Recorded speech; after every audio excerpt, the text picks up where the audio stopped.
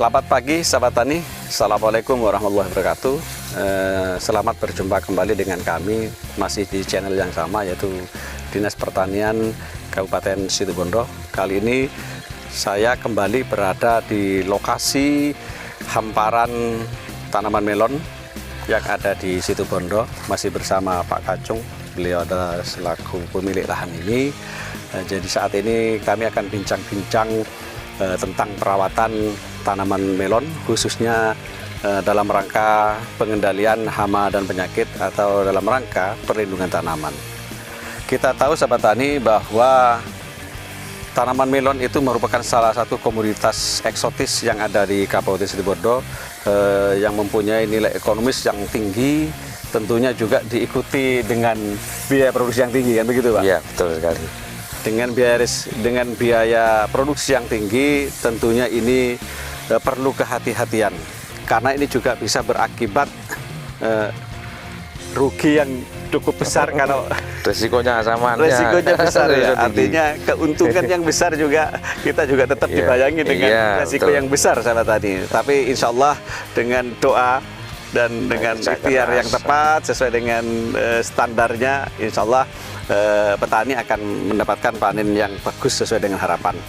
Berbicara tentang hama dan penyakit sahabat tani, di lokasi ini tentunya sama dengan di lokasi yang lain, ada beberapa hama utama dan penyakit utama. Penyakit downy mildew atau embun bulu ini yang disebabkan oleh cendawan Pseudoperonospora. Jadi beberapa hal yang sudah diketahui bersama, namun tetap kita akan sampaikan pada kesempatan kali ini. Yang pertama adalah gejala. Gejala yang disebabkan oleh penyakit downy mildew ini adalah bercak diawali ini. Jadi ada bercak seperti ini sahabat tani. Awalnya ada bercak biasanya berwarna kuning terlebih dahulu. Kuning yang di tengahnya nanti ini akan berubah menjadi coklat.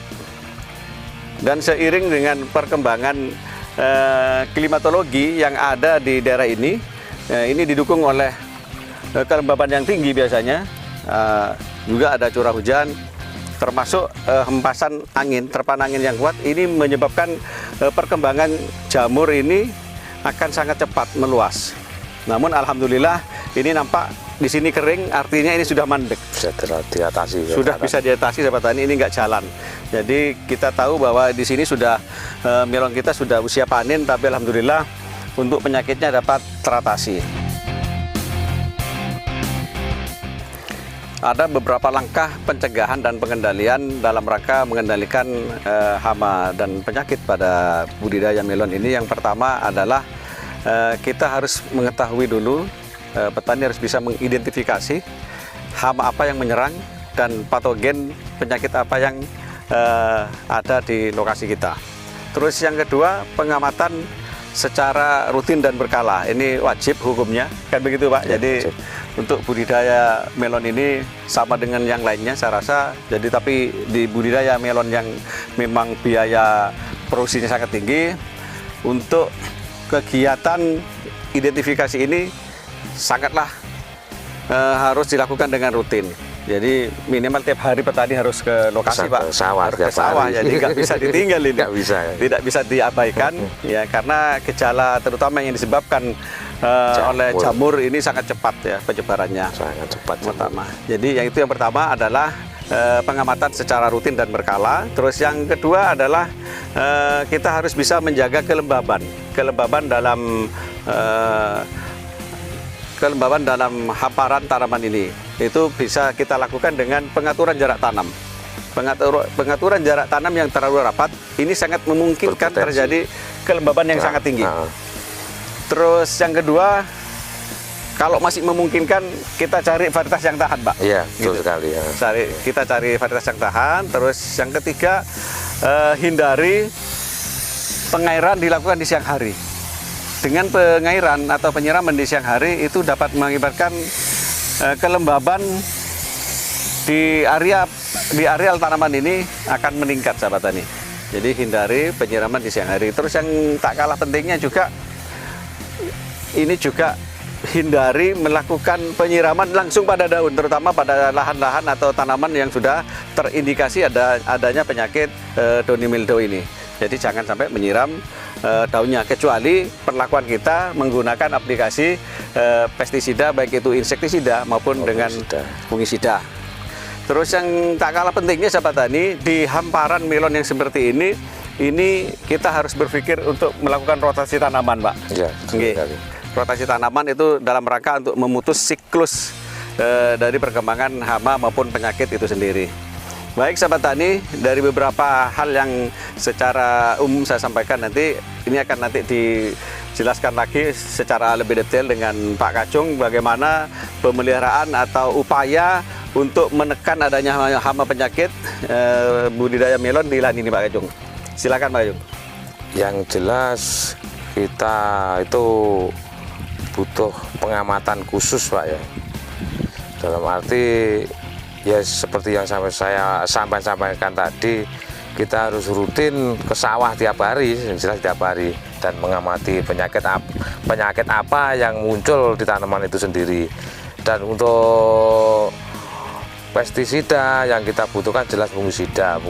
Fungisida itu banyak macamnya dan juga banyak beda-beda fungsinya.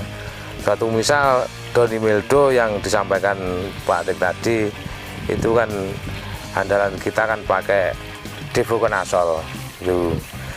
Kalau untuk yang ringan-ringan itu lainnya, untuk jamur yang lain kita cukup pakai yang kontak-kontak itu propinep, apa mancozeb gitu, Pak. Ya. Nah, terus untuk uletnya ya kita pakai yang sekiranya apa ya, Pak? Kontak, Pak. Kontak, yang kontak.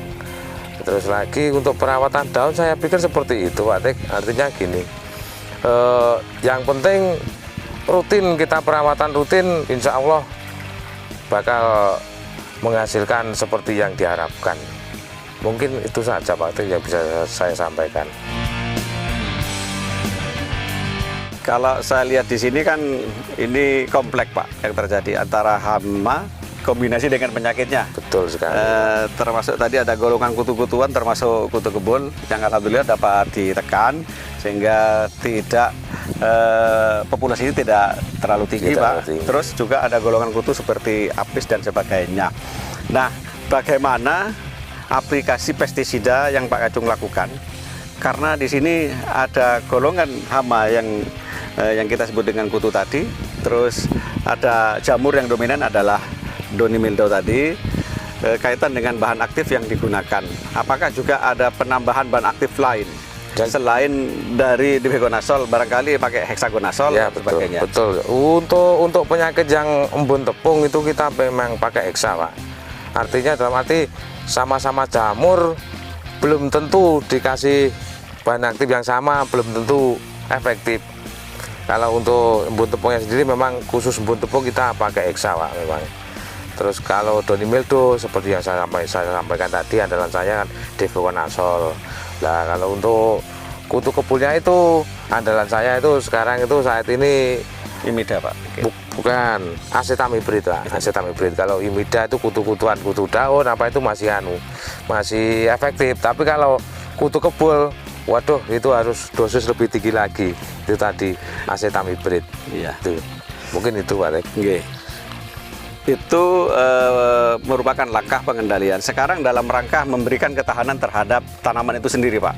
Adakah Bapak memberikan unsur hara, dalam hal ini unsur hara makro yang dibutuhkan oleh tanaman dalam rangka memberikan ketahanan, Pak? Contohnya pemberian atau penggunaan kalsium barangkali, Pak. Itu memang wajib, Pak Tik. Itu untuk kalsium, tapi di sisi lain kan kita ngamati tanaman ini yang dibutuhkan apa sih, tanaman ini apa sih yang kurang di tanaman itu. Jadi kita amati tanaman itu, jadi kita berikan sesuai yang dia mau. Kecuali oh ini butuh kalsium, oh ini butuh nutrisi. Itu kalau nutrisi itu memang wajib, Pak Rik. Nutrisi kalsium itu memang wajib kita berikan ke tanaman ini. Jadi memang itu yang saya sampaikan tadi, untuk ketahanan fisik si melon itu sendiri, dan ketahanan penyakit, yaitu tadi memang wajib diberikan ke melon tersebut. Itu mungkin itu Pak Tek. Bisa kita lihat sahabat tani, ini ada para pekerja sedang melakukan pengendalian penyakit ya, khususnya ya. Ini pengendalian penyakit sekaligus hamanya dilakukan secara foliar atau penyemprotan. Jadi menggunakan mesin Pak ya. Jadi sahabat tani ini menggunakan alat penyemprot mesin, sehingga ini dirasakan lebih efisien menggunakan selang panjang. Jadi ini tidak menggunakan hand sprayer atau sprayer yang digendong, tapi sudah menggunakan pompa. Mereknya kalau di sini dikenal dengan Sanchin. Pompa Sanchin sahabat tani.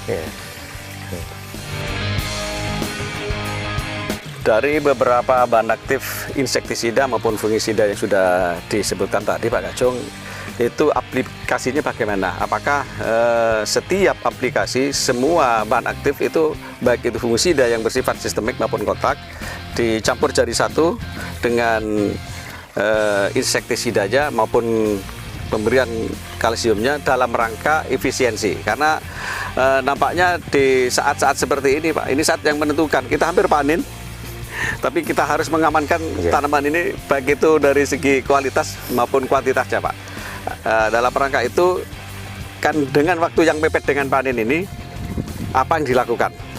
Yang jelas kita Pak Tek, yang kita butuhkan itu buat nahan daun itu, kita fungisida itu terus interval hampir selang 2 hari sekali itu pasti kita semprotkan. Itu fungisida yang terutama itu untuk nahan daunnya. Untuk hama lainnya yang jelas kita lihat serangan apa yang masuk gitu Pak. Jadi ketika ulet ya kita kasih obatnya ulet, ketika yang muncul kutu kita kasih obat kutu, contohnya imida, acetamiprid itu, abamectin, contohnya seperti itu Pak. Yang jelas untuk fungisida itu hampir setiap hari nyemprot kita pakai Pak. Itu kita pakai yang kontak, juga pakai yang sistemik.